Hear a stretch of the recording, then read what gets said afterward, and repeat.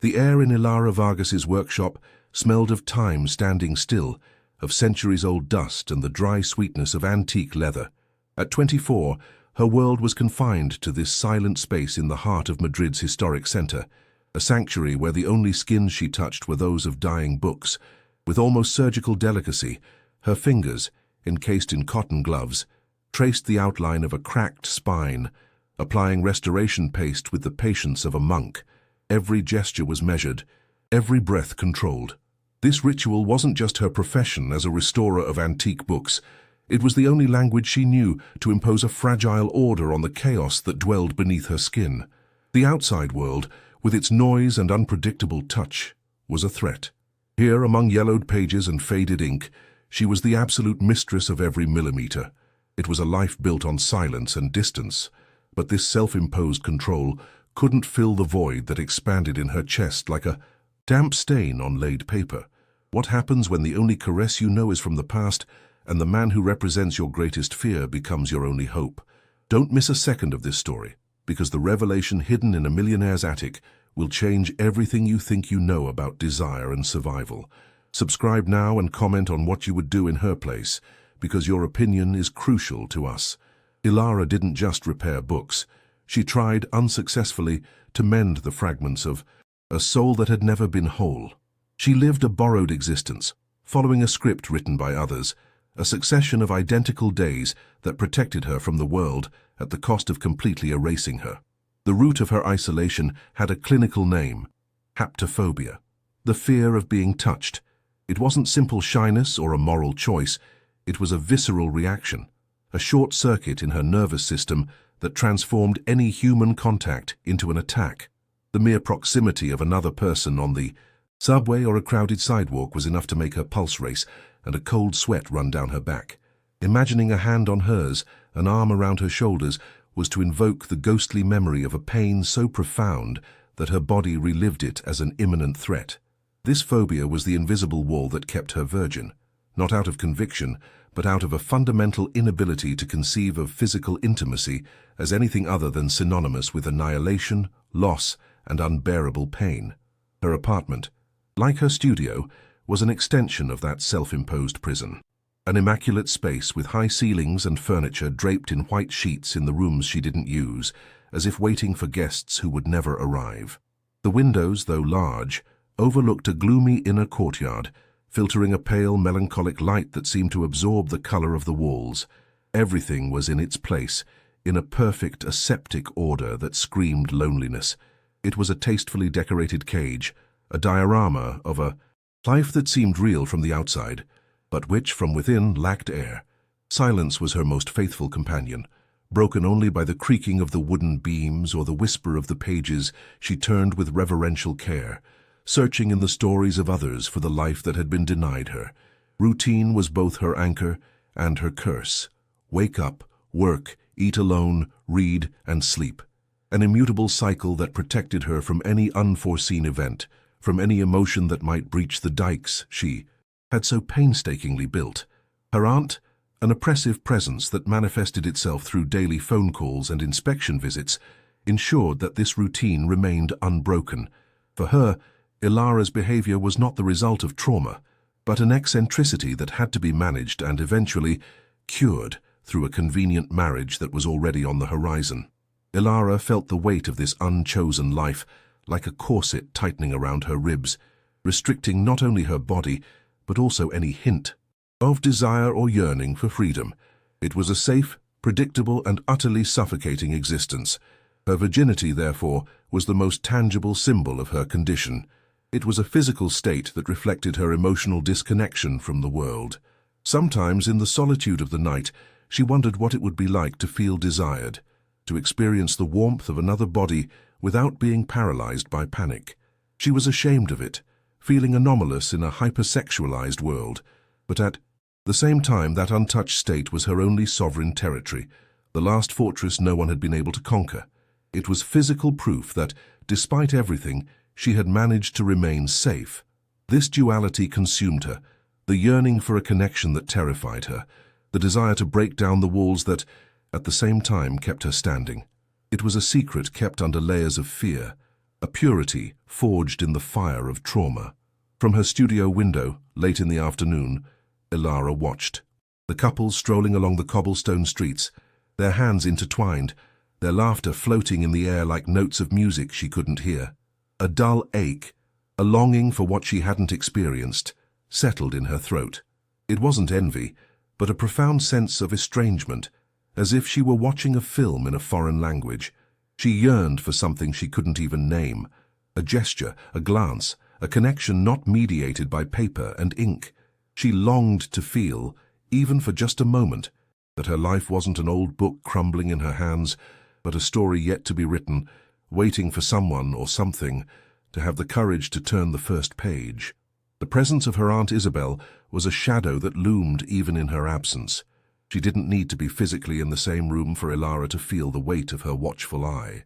The 10 o'clock phone call was an institution as unchanging as the dawn, a ritual of control disguised as concern. The voice, smooth and sharp, slid through the receiver, inquiring about her meals, her sleep schedule, her meager social contacts. Each question was a hook, each piece of advice an order. Ilara answered with monosyllables, keeping the phone at a safe distance, as if the device itself could transmit her aunt's invasive energy. She felt the walls of her small world shrink with each word, the air thinning until it became almost unbreathable. It was a toxic love, a suffocating care, and Ilara, trapped in a web of gratitude and duty, didn't know how to begin to cut it. Her apartment, a stately inherited flat in the Salamanca district, was not a refuge, but the main stage of her captivity. Although spacious, every object seemed to have been placed there by her aunt to reinforce an ideal of life that was not her own. Dark mahogany furniture, heavy velvet curtains that blocked out the light, and portraits of ancestors with stern gazes that judged her from the walls. It was a mausoleum to decency and tradition, a constant reminder of her lineage and the expectations that weighed on her shoulders. Ilara moved through the rooms like a ghost, careful not to disturb the imposed order, feeling like a stranger in her own home. The opulence of the place contrasted painfully with the poverty of her freedom, turning the gilded cage into an even more bitter and lonely prison, a space that isolated her from the bustle of Madrid. The Vargas family had known better times. Now they lived off the dwindling prestige and the key, ever-shrinking investments left by Ilara's father. Aunt Isabel, as administrator of this fading legacy, used their precarious financial situation as her most effective weapon. The debts weren't just numbers on a bank statement. They were a stain on the family's honor, a failure that, according to her, could only be remedied through a strategic alliance. Ilara was the bargaining chip in this desperate transaction. Her future wasn't a blank page, but a pre-written contract whose clauses included her obedience, her submission, and ultimately, her body. The moral pressure was immense, a constant emotional blackmail that made her feel guilty for wanting something as simple as choosing her own path, her own destiny. The candidate for this strategic alliance was a man Ilara only knew from photographs and her aunt's enthusiastic descriptions. Don Ricardo Montero, a family business partner, a widower, 20 years her senior, with a reputation as a serious, predictable, and financially secure man. In her aunt's words, these qualities sounded like the highest virtues. For Ilara, they were the adjectives of a life sentence. She imagined a life with him. Silent dinners, conversations about the stock market, a grey and uneventful routine. It would be a continuation of her current life, but with the constant presence of a man who wouldn't see her, but rather the advantageous arrangement she represented.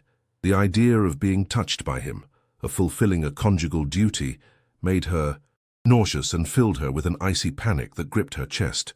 Her aunt's weekly visit was a theatrical display of her control. Isabel arrived with the punctuality of an executioner, her hawk-like eyes scrutinizing every corner of the apartment for a misplaced book, a speck of dust, any sign that Ilara was deviating from the script. She ran a gloved finger across the dining room table, adjusted a cushion with a disapproving gesture, and talked endlessly about the engagement preparations. She mentioned the choice of fabrics for the dress, the guest list, the menus for the engagement dinner, all while Ilara stood motionless, feeling like a mannequin being dressed for sacrifice. Every word was another brick in the wall that imprisoned her, every planned detail a confirmation of her utter powerlessness. Ilara never protested. Silence had become her only form of resistance, a passive act her aunt mistakenly interpreted as consent. Inside, however, a muffled, desperate cry struggled to escape. She wanted to scream that she didn't know this man, that she didn't love him, that the idea of his presence terrified her to the point of paralysis. She wanted to defend her right to feel, to choose, to make mistakes. But the words died in her throat, choked by years of conditioning, by the weight of gratitude toward the woman who had raised her after her parents' death. She felt like a coward, a prisoner who didn't dare force the lock on her cell for fear of what she might find outside. Her submission was armor against conflict, but it also confirmed her role as a victim. The memory of her parents was another chain binding her to this unwanted fate. Her aunt often invoked them in her speeches, weaving a narrative in which marriage to Don Ricardo was exactly what they would have wanted for her. "Your father always valued security above all else," she would say, "and your mother would be so happy to see you well married, protected." These phrases were poisoned daggers that exploited Ilara's pain and guilt. How could she go against the wishes of parents she barely remembered, but whose loss remained an open wound? She felt compelled to honor their memory by living a life they supposedly would have approved of, even though every fiber of her being told her that this path would lead to the annihilation of her own identity, of her soul. Sometimes, from her studio window, she watched the anonymous flow of life on the street. She saw young people her own age laughing, arguing, kissing with a freedom that seemed otherworldly to her. She felt a pang of longing so intense it took her breath away. She yearned for normalcy, the possibility of making mistakes, of feeling the adrenaline rush of the unknown. She longed for contact, not mediated by fear, a conversation, not a power struggle. The outside world was a vibrant, chaotic ocean, and she was trapped on a small island of silence and order, watching the waves with a mixture of terror and fascination. The security her aunt offered was a slow death, and the freedom she glimpsed in the distance, a threat she didn't feel capable of facing. The turning point came in the form of a letter on the letterhead of a prestigious law firm. A formal notification spoke of missed deadlines and the imminent execution of a debt that encumbered the family's main property. Her aunt showed it to her with calculated drama, her eyes gleaming with a mixture of panic and triumph. "There's no time left, Ilara," she declared, her voice devoid of its usual false sweetness. "The engagement must be announced this week. Ricardo is our only salvation." The abstract threat had materialized. It was no longer a question of the future, but of immediate survival. The financial noose had tightened around her neck, and the hand holding it was that of her own aunt, who now offered her marriage as the only footstool to avoid the gallows. That night, Ilara didn't sleep. She sat in the darkness of her living room, the letter on her knee, feeling the cold paper against her skin. For the first time, the fear of the unknown began to seem less terrifying than the certainty of her future.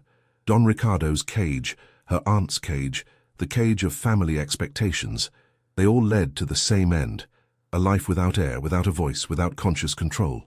A frozen, lucid despair gripped her. She realized she could no longer be an object in someone else's story. She had to become the author of her own, even if the first sentence was a resounding and dangerous no. It was a terrifying decision, a leap into the void without a safety net, but the alternative was to cease to exist long before she died. The name Damian Valiente was spoken in Madrid's power circles with a mixture of awe and contempt. At 38, he was a force of nature encased in tailored suits as dark as his reputation. That night, in the packed auction room, he wasn't a man among the crowd, but a motionless predator at the heart of his hunting ground. His presence was a void of silence and stillness amidst the excited murmur of the elite. He didn't look at people. He scanned his surroundings, his grey eyes like polished steel registering weaknesses and opportunities. Known as the Vulture, his real estate empire had been built upon the skeletons of historic buildings, replacing the past with a future of glass and steel that reflected his own image, imposing, gleaming, and soulless. His coldness wasn't a pose, but an internal architecture, a system of walls erected upon the foundation of an unconfessed loss. The death of his little sister, years before, had been the cataclysm that fractured him and remade him into this impenetrable version of himself. He had sworn never to feel again, so as never to be vulnerable, and he had kept that promise with monastic discipline. However, in the crypt of his being, there existed a single heresy, a contradiction he guarded jealously, his obsession with ancient manuscripts. He fervently collected the very relics of the past that his public persona was dedicated to annihilating. That night, the object of his desire was a medieval codex, a piece of history that, for reasons he didn't fully understand, he needed to possess and protect from the world. For Ilara, the auction room was the anteroom to hell, the air thick with the mixture of expensive perfumes, ambition, and lack of ventilation, clung to her skin like a sticky film. Every accidental brush against a stranger, every voice too close, was a tiny electric shock that strained her nerves to the breaking point. Her aunt had forced her to attend as part of her social education, another step in the plan to mold her into the perfect wife for Don Ricardo. But her only reason for enduring this torture was professional. She had been hired by the auction house to give a final verification of the codex's authenticity. The book was her only anchor in that ocean of hostile stimuli, a tangible piece of the past in the midst of an unbearable present. The murmur of the crowd grew as the moment for the bidding on the main lot approached. The lights seemed to intensify, the faces around her blurring into an anonymous, menacing mass. Ilara felt her heart pound in her ribs, a runaway drum heralding an impending catastrophe. The air grew thick, impossible to inhale. She tried to concentrate on her notes, on the description of the codex's miniatures, but the letters danced before her eyes. A cold sweat trickled down the back of her neck. Panic, that familiar beast that lurked within her, was beginning to awaken, and she knew from experience that, once unleashed, it was impossible to control. The space around her contracted, the invisible walls of her phobia closing in on her. From his seat in the front row, Damien saw her. At first his gaze had registered her merely as another element of the scenery, but something in her desperate stillness, in the almost translucent pallor of her skin under the lights, caught his. Her attention. It contrasted sharply with the studied composure of the other attendees. She didn't belong there. She was like a fragile manuscript exposed to the elements, on the verge of disintegration. He observed with a cold, analytical curiosity how her knuckles turned white as she gripped a folder, how her breathing became visibly labored. For a moment, the anomaly she represented completely eclipsed the codex he had come to buy. She was a disruption in his perfectly ordered system, and that, for some reason, intrigued him. The auctioneer's gavel struck the wood, but Ilara no longer heard it. The sound melted into a low drone that filled her ears. The floor beneath her feet seemed to ripple. The lights in the room became blinding white stars that exploded behind her eyelids. A final desperate attempt to breathe brought only a gasp of nothingness. Her body, finally surrendering, shut down. Her fingers released the folder, which fell to the floor with a rustle of scattered papers. She staggered, her glassy eyes fixed on a non-existent point, before her knees buckled and she began to collapse into a silence only she could hear. A slow fall into darkness that promised momentary relief from her terror. Before anyone had time to react, Damien was already in motion. His action was a flash of efficiency, a violent break from his usual statue-like stillness. In 2 long, silent strides, he closed the distance between them, reaching her just in time to prevent her head from hitting the marble floor.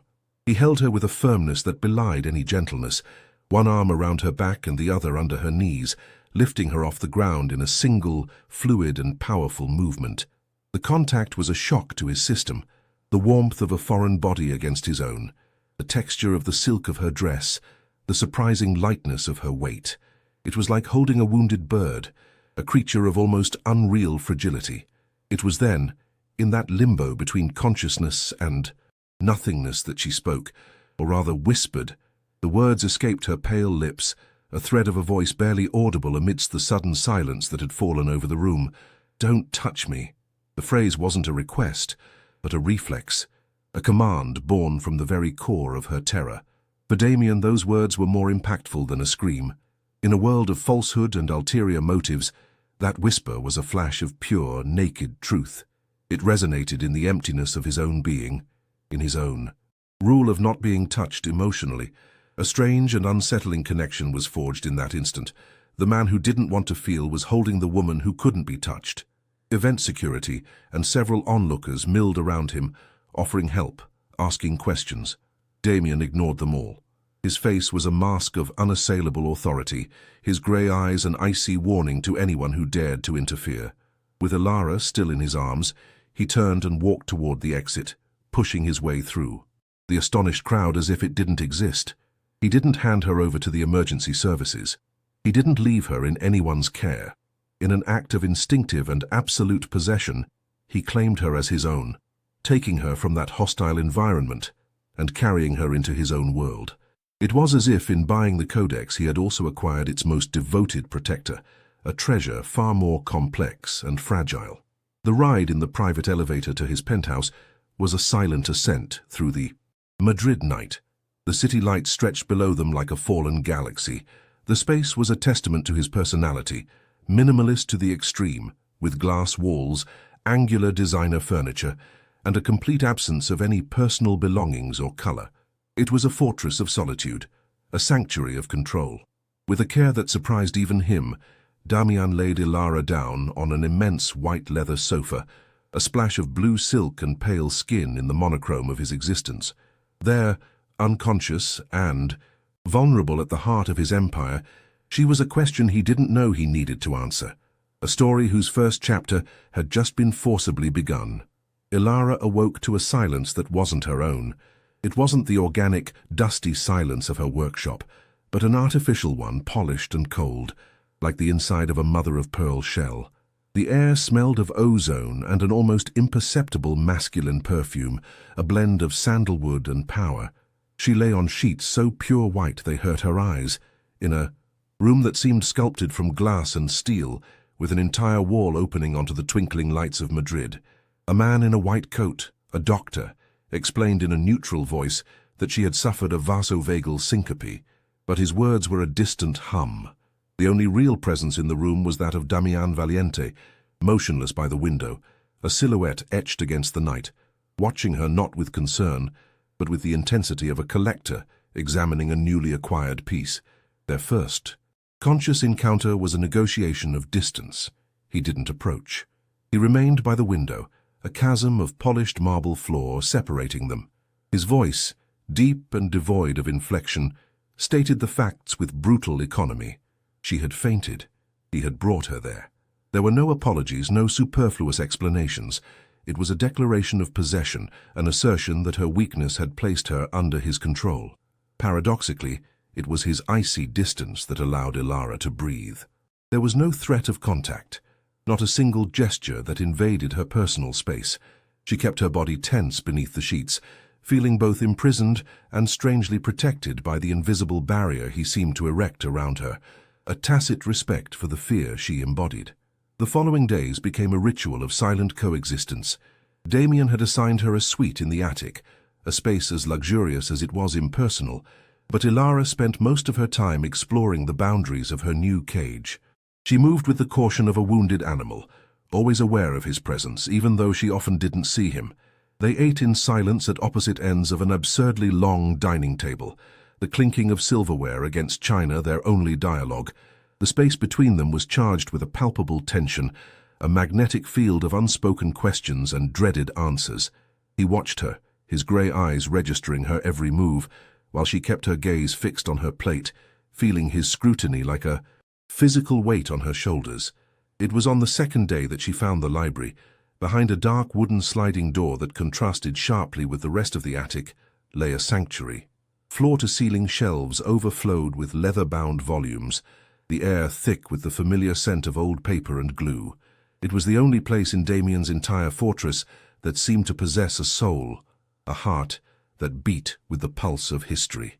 As her fingers grazed the spines of the books, without quite touching them, Ilara felt for the first time a connection with this enigmatic man, not through words or glances, but through the shared vulnerability of loving such fragile objects. This collection was a crack in his steel armor, a confession that he, too, sought refuge in the past. He found her there at dusk, the golden light of Madrid filtering through the windows and illuminating the dust motes in the air. He said nothing at first, simply leaning against the door frame, watching her. Then, His voice broke the silence. "Do you recognize any?"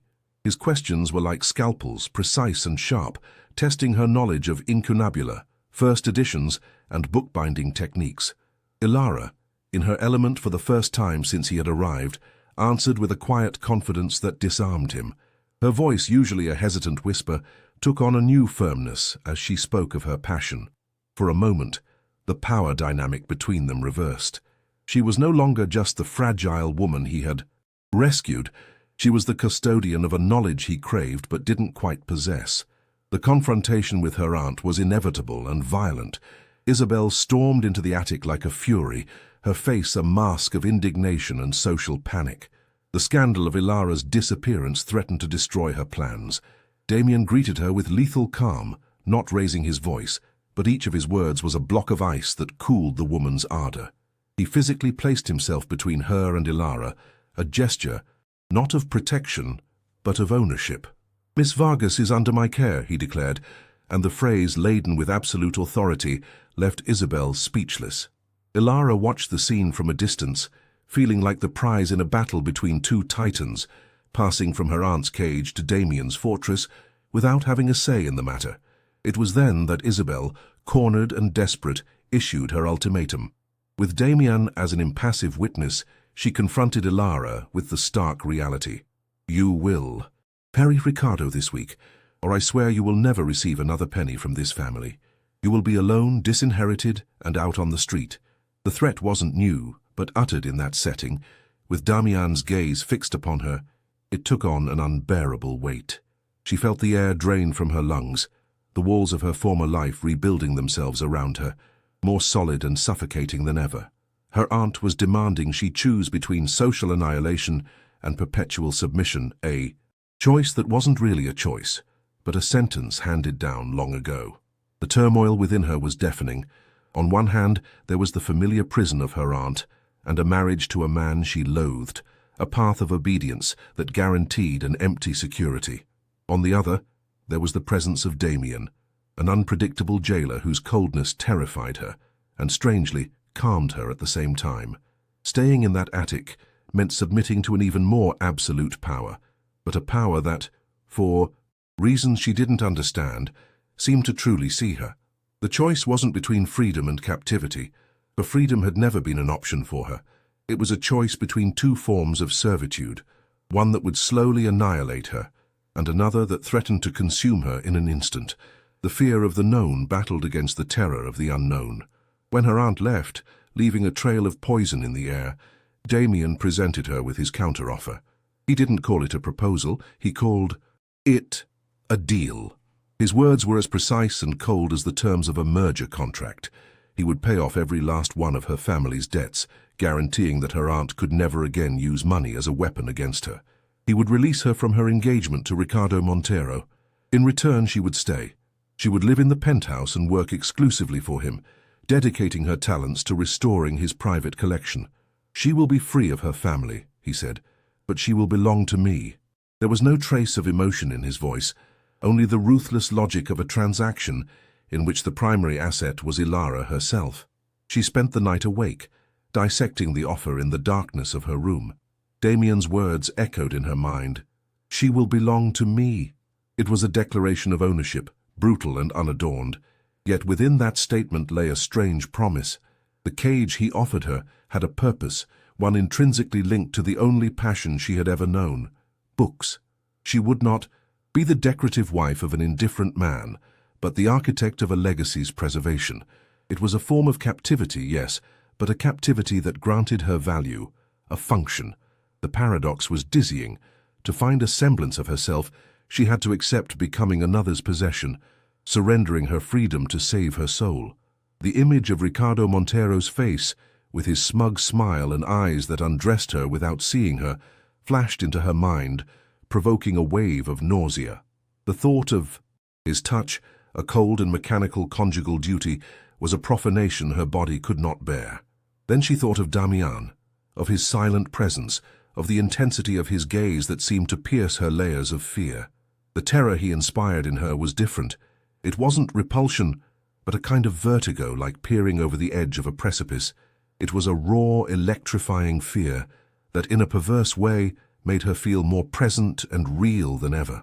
For the first time, desire, even if it was the desire to understand her captor, mingled with panic. The next morning she picked up the phone with trembling hands. First, she called her aunt. Her voice, though fragile, did not waver in rejecting the marriage proposal. Each word was a stone she hurled against the walls of her former prison. The stunned silence on the other end of the line was her first victory. Then, she sought out Damien.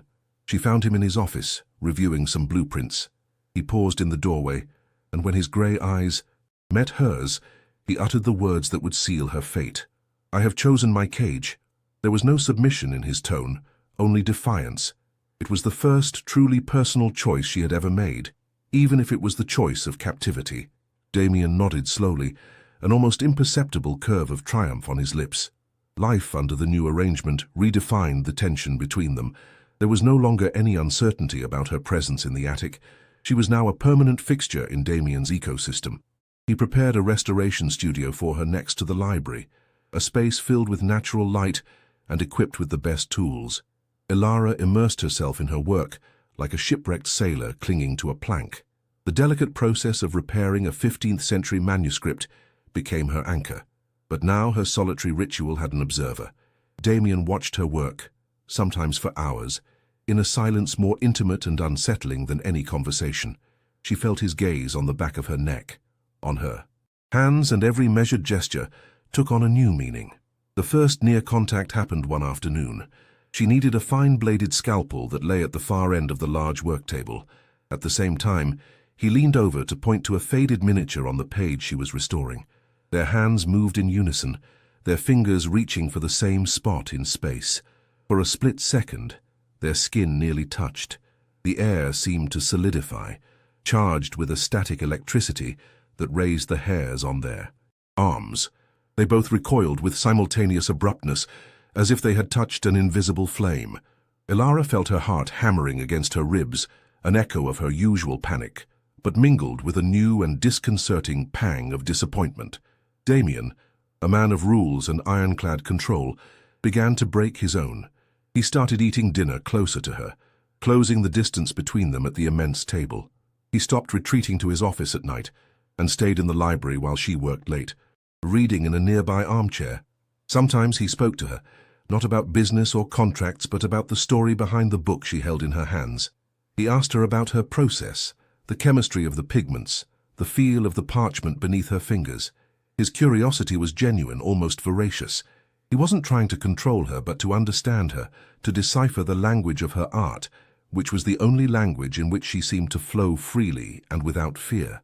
A subtle, yet seismic, shift was occurring within Ilara.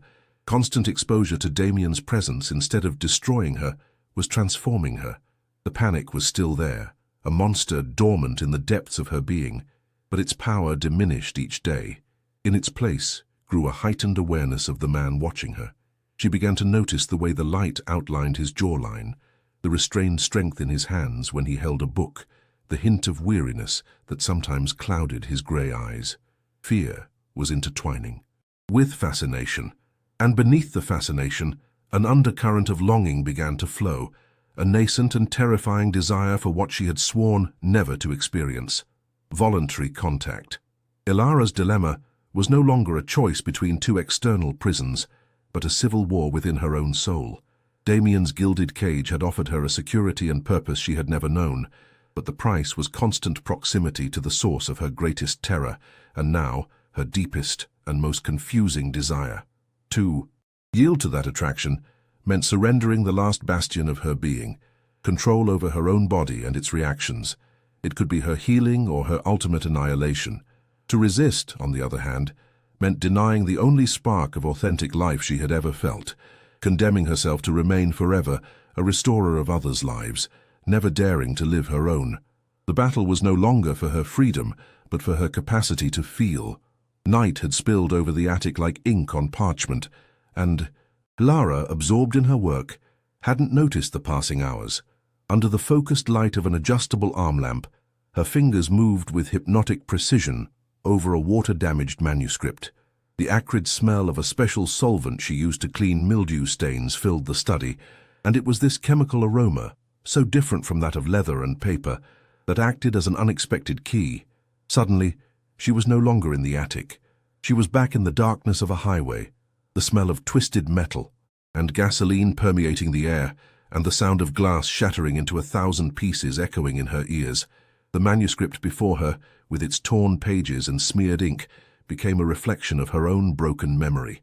The air in her lungs felt like ground glass. Her heart, a frenzied bird trapped in her ribcage, pounded with a violence that threatened to shatter her from within. An icy sweat trickled down her back, sticking her blouse to her skin.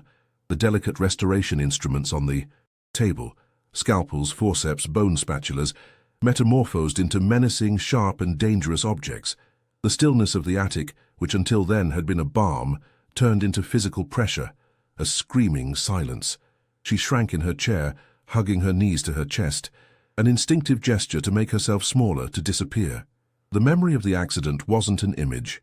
It was a total sensory invasion, a replay of the terror and loss that mercilessly suffocated her. Damien found her like that, a tangled ball of trembling in the island of light cast by the lamp. He didn't enter hurriedly, but with the stillness of a shadow gliding down a wall. He paused in the doorway, his imposing figure silhouetted against the gloom. His grey eyes reflected neither surprise nor pity, but an intense, analytical concentration, as if he were observing a complex equation that had just crumbled. He saw the rigidity of her body, the whiteness of her knuckles, the ragged breathing that clouded the cold air. He didn't see her as a broken woman, but as an enigma whose internal workings had just failed catastrophically. He remained motionless for a long minute, assessing not only her pain, but the precise distance that separated him from her. Then he did something that defied all the logic of his personality. Instead of approaching to offer comfort she couldn't possibly accept, or calling his doctor to sedate her, he moved to the opposite side of the vast room. With deliberate slowness, he sat down on the marble floor, leaning his back against a bookcase, his long legs bent, an act of disarmament so profound it unsettled her even in the midst of her panic. By sitting down, he had radically altered the power dynamic. He was no longer the tycoon watching her from the heights of his tower. He was a man on the ground, willingly making himself less threatening, creating a safe space for her not through proximity, but through a tangible, silent respect for the invisible barrier that surrounded her. His voice, when he finally spoke, was low and uninflected, an anchor in the storm of his mind. He didn't ask her what was wrong, he didn't tell her to calm down. Instead, he began to talk about himself, revealing a secret he had kept buried beneath layers of steel and success. Her name was Sophia, he said, his gaze lost somewhere in the darkness. My sister. She was 7 years old. It was raining, and I should have held her hand tighter as we crossed the street, but I got distracted. Just for a second.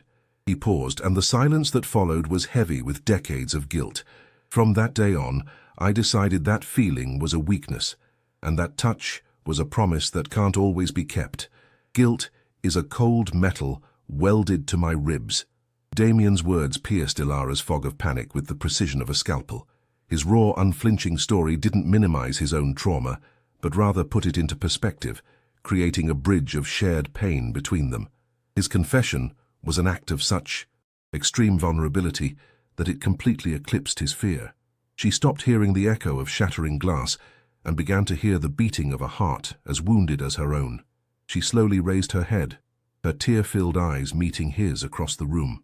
She no longer saw the vulture, the Iceman who had bought her. She saw a child lost in the rain, a man drowning in an ocean of silence, and a new and overwhelming emotion surged in her chest, an empathy so powerful it silenced the terror. She was the one who moved first. The act of rising from the chair was the most difficult of her life. She placed her feet on the cold floor, her muscles trembling from the effort of defying the instinct that screamed at her to stay still, to protect herself. Then she began to walk toward him. Each step was a transgression, a rebellion against the ghosts of her past. The vast marble space that separated them became a battlefield where she fought against her own phobia. The air between them seemed thick, electric, charged with the tension of what was about to happen. Damien didn't move, didn't even breathe. He simply watched her approach, his grey eyes registering the monumentality of that journey of barely a few meters, the longest journey of Ilara's life. When she reached him, she knelt. Her hand, still trembling, rose into the air, hovering for a moment in the space between them. He had confessed that he couldn't hold his sister's hand, and it was that hand, now resting on his knee, that she sought. With infinite slowness, she placed her fingers on his. The contact was a silent cataclysm. For Ilara, the absence of panic was the first miracle. Instead, she felt a current of heat, the rough texture of his skin, the strength contained in his bones. There was no pain, no rejection, only a slow, expanding warmth that traveled from her fingertips to the center of his soul. For him, the touch was a shock, the sensation of a connection he had denied himself for 20 years. Damien's reaction was almost imperceptible, but for Ilara it was an earthquake. A single tear, slow and heavy, slid down her cheek, a river carving its way through a glacier. He didn't pull away. He didn't break contact. Instead, with a hesitation that belied his usual authority, he turned his hand beneath hers until their palms touched. Then his fingers curled gently around hers, intertwining. It wasn't a taking of possession, but an acceptance, a silent response to her courage. It was the first time in 2 decades that he had allowed someone to touch him like that, for someone to breach his defenses and reach the wounded core of his being.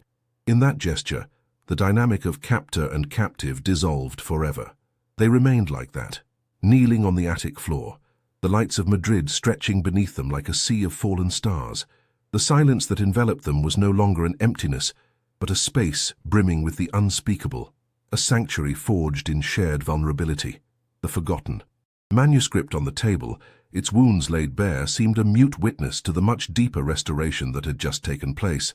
Ilara had transgressed the fundamental law of her existence, the prohibition against being touched, and in doing so, she hadn't broken but had begun to heal. And Damien, the man who controlled everything, had surrendered to the one power he couldn't master, the human need for connection. Nothing would ever be the same. The dawn that followed their touch brought not peace, but a fragile and expectant stillness, like the silence before a glacier calves.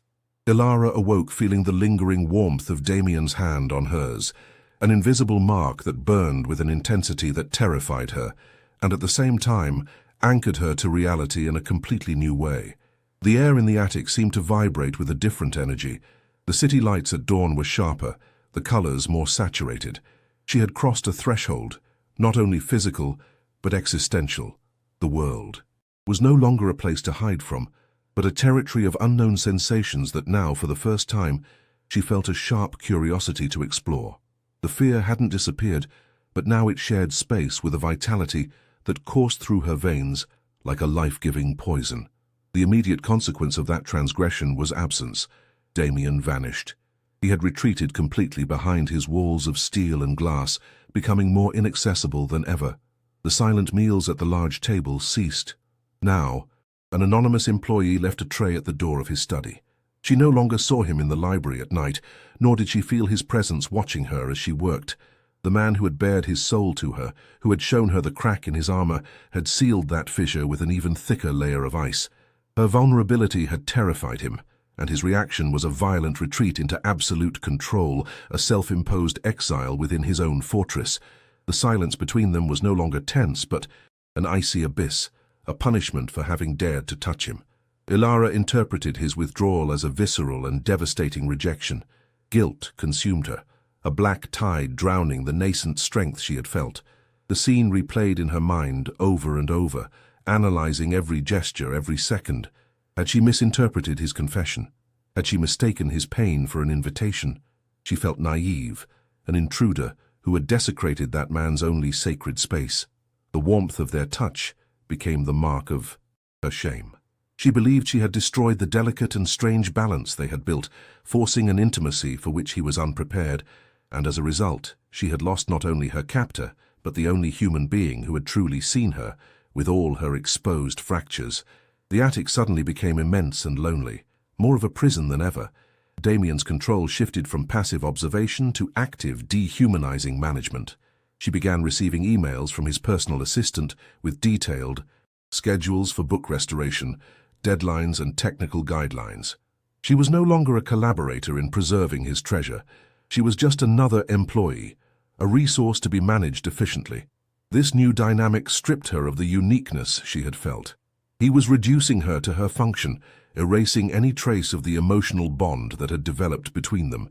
It was a calculated act of cruelty, a way of telling her, without words, that her moment of vulnerability had been a mistake, an anomaly now being corrected and reinserted into the hierarchical order of his empire.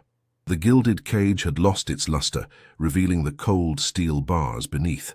However, something fundamental had broken inside her, and it wasn't her spirit. Despite the pain of his rejection, the Ilara who had knelt on the marble floor no longer existed. The woman who had dared to initiate contact could no longer be the passive prisoner who silently accepted her fate. The strength she had needed to take that step hadn't been extinguished. On the contrary, fueled by the wound of rejection, it now burned with a flame of indignation and self-affirmation. She began to feel the glass walls of the attic not as protection, but as a boundary. The security he offered her had become an unpayable debt, and submission too high a price to pay. The desire for freedom, once a vague and fearful longing, was becoming an urgent and visceral need. The realization hit her one afternoon as she watched the city teem below. She couldn't heal in the very place that held her captive. She couldn't discover who she was under the shadow of a man who saw her as a valuable but ultimately expendable possession. The attic, with all its sterile beauty, had become the stage for both her greatest breakthrough and her deepest humiliation. Lest her newfound strength prove to be an illusion, she had to test it in the real world, far from his influence, far from his control. She had to prove to herself that she could breathe the air of the street without crumbling, that she could survive without a guardian. The decision was terrifying, a leap into the void, but the alternative, remaining there, withering away in her indifference, was a far more certain and slower death. She sought him out in his office, the heart of his power, a room of clean lines and commanding views. He stood with his back to her, surveying the city like a king from his battlements. He didn't hear her enter, or pretended not to. Ilara waited, and when he finally turned, his face was a mask of impassivity. "I'm leaving," she said. Her voice didn't tremble. It wasn't a plea or a question, but a statement of fact. "I can't continue working here. I need space." She didn't try to explain the emotional storm that had driven her to this decision. She knew he would understand, or that, if he didn't, nothing she said would matter. She met his icy grey gaze, not as his protégé, but as an equal, a woman claiming her right to choose, her own exile. Damien's reaction was a silence that lasted an eternity.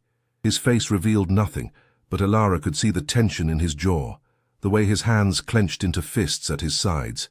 When he finally spoke, his voice was the sound of ice cracking. "As you wish. The agreement stands. Your family's debts are paid. You are free to leave." Each word was a blow, a demonstration of his ultimate power, to grant her a freedom he himself had taken from her.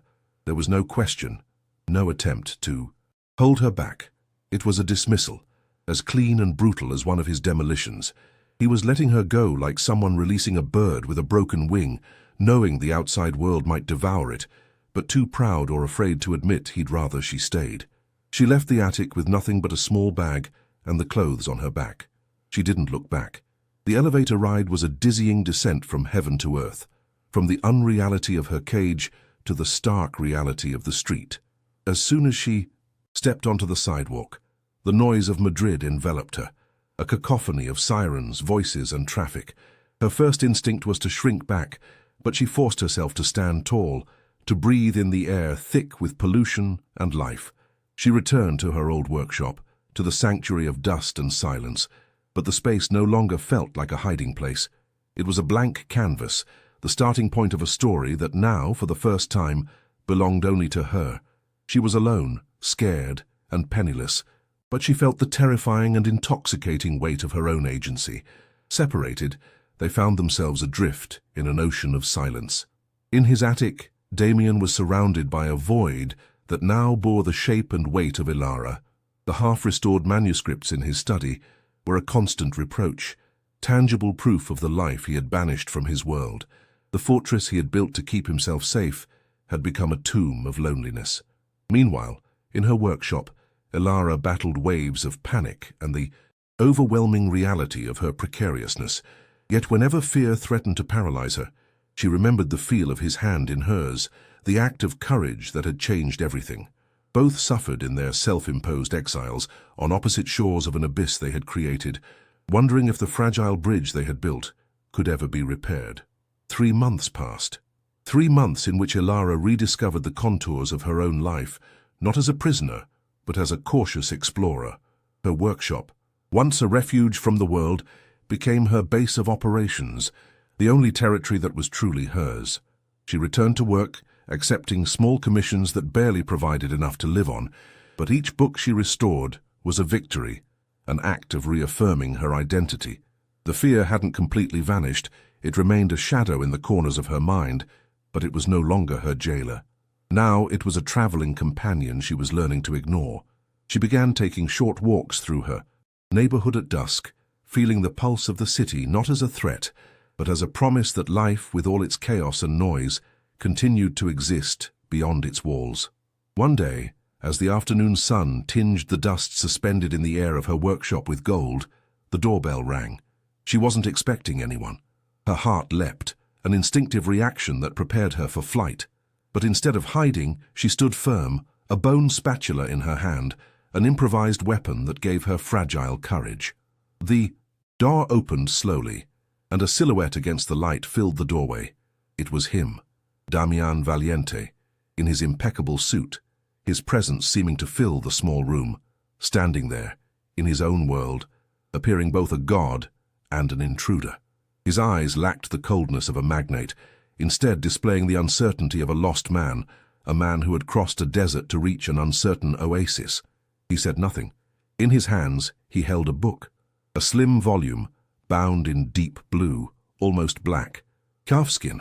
With a slowness that seemed to require superhuman effort, he walked to Ilara's workbench and placed it on the worn wood next to her tools. The gesture was one of unexpected reverence, as if he were laying an offering on an altar. Ilara recognized the book immediately. It was a first edition of poems by Pedro Salinas, one of the few volumes from his own modest collection that he had left behind in the attic. He had it restored. The cover, once worn, now looked perfect. The gold lettering of the title gleaming with new life. It was a message, a silent confession that he too understood the language of repair and care. Their eyes met above the book, a bridge spanning an abyss of silence and pain. Ilara saw in his grey eyes the reflection of her own loneliness, the echo of the emptiness she herself had felt in the attic. He had come to her territory, stripped of his power, his stature, his control.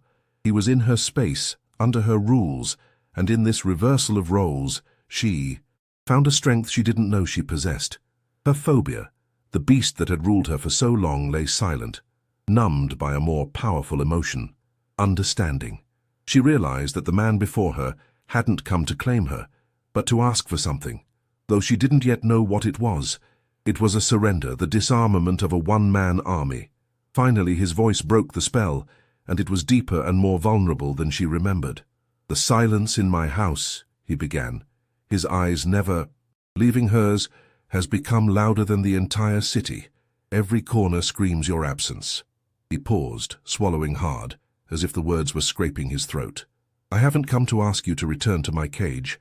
I've come to ask if you will teach me how to mend what is broken." He wasn't referring to the book. They both knew that. It was the most honest and terrifying offer anyone had ever made her. It offered her neither security nor wealth. It offered her the fragments of a shattered soul, trusting that his hands, the very hands she so feared would touch her, were the only ones capable of beginning to piece them back together. Ilara looked down at the book, then at her own hands, stained with pigment and glue. For the first time, she didn't see them as a symbol of her fragility, but as the source of her power. She looked up again at Damien, and in his eyes there was no fear, only the luminous calm of a sea after a storm.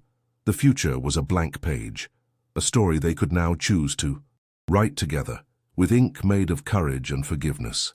If you believe in second chances, if you feel that even the deepest wounds deserve a chance to heal, subscribe to our channel, like, and share this story.